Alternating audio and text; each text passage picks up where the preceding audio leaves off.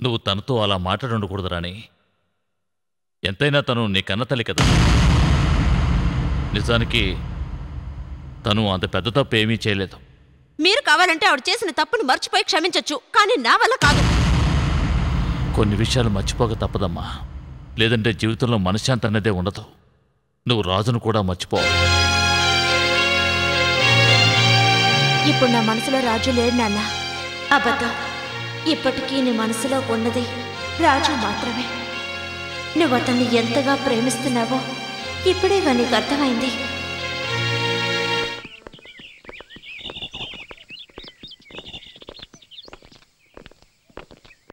ఏమిటి, నీ పెళ్ళి ఆగిపోయిందటగా? అవును, ఆగిపోయింది. ఏం జరిగింది? ఎందుకని పెళ్ళి ఆగిపోయింది? చెప్పడానికి కారణాలేవీ లేవు. పెళ్ళి ఆగిపోయిందంతే. మీ అమ్మగారి కారణం వల్లే ఈ పెళ్ళి ఆగిపోయిందని అందరూ చెప్పుకుంటున్నారు. ఆ మాట నిజమేనా? అలాగా? ఆ విషయం నాకు తెలియదే.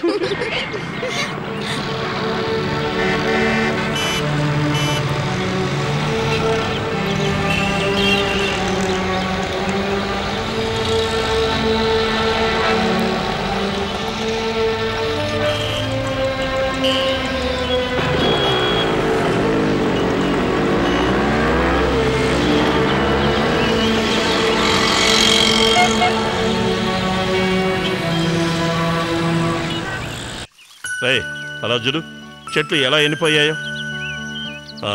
కానివ్వు కానివ్వు.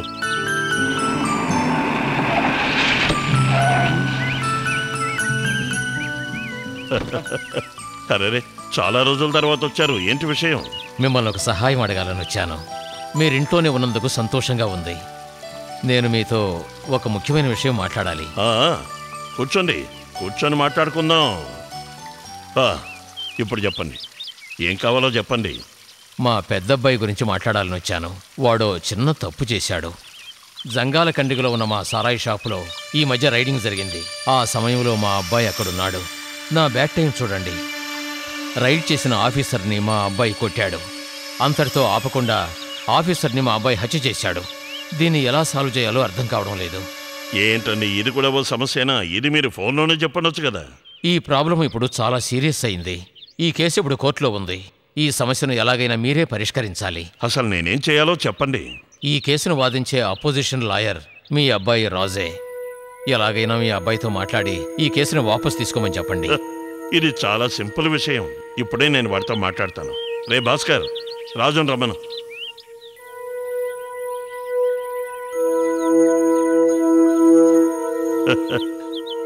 రాజు, వీళ్ళ అబ్బాయి పోలీసుని కొట్టాడని చంపేశాడని కేసు పెట్టారట. ఆ కేసుని వాదిస్తున్న అపోజిషన్ లాయర్వి నువ్వేనని నాకు తెలిసింది. కేసుని వాపస్ తీసుకోరా. సారీ డాడీ, మీ మాట అంటే నాకు చాలా గౌరవం డాడీ. కానీ ఈ విషయంలో మాత్రం దయచేసి నన్ను కంపెల్ చేయదు డాడీ, ప్లీజ్.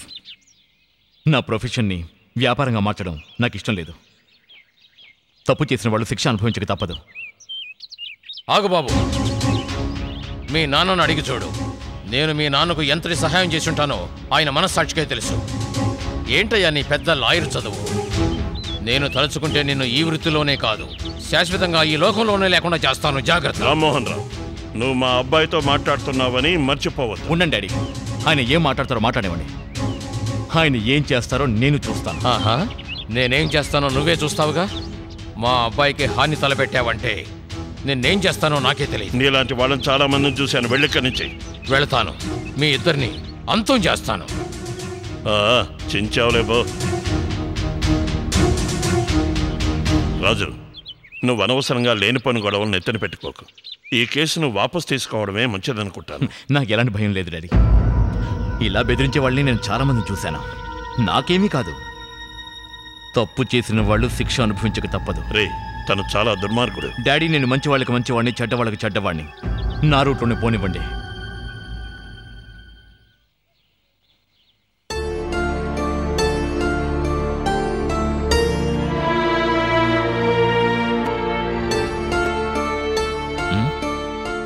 ఏమిటమ్మా? నాన్న, అమ్మ గురించి ఇంతవరకు ఎప్పుడు మిమ్మల్ని ఏమీ అడగలేదు.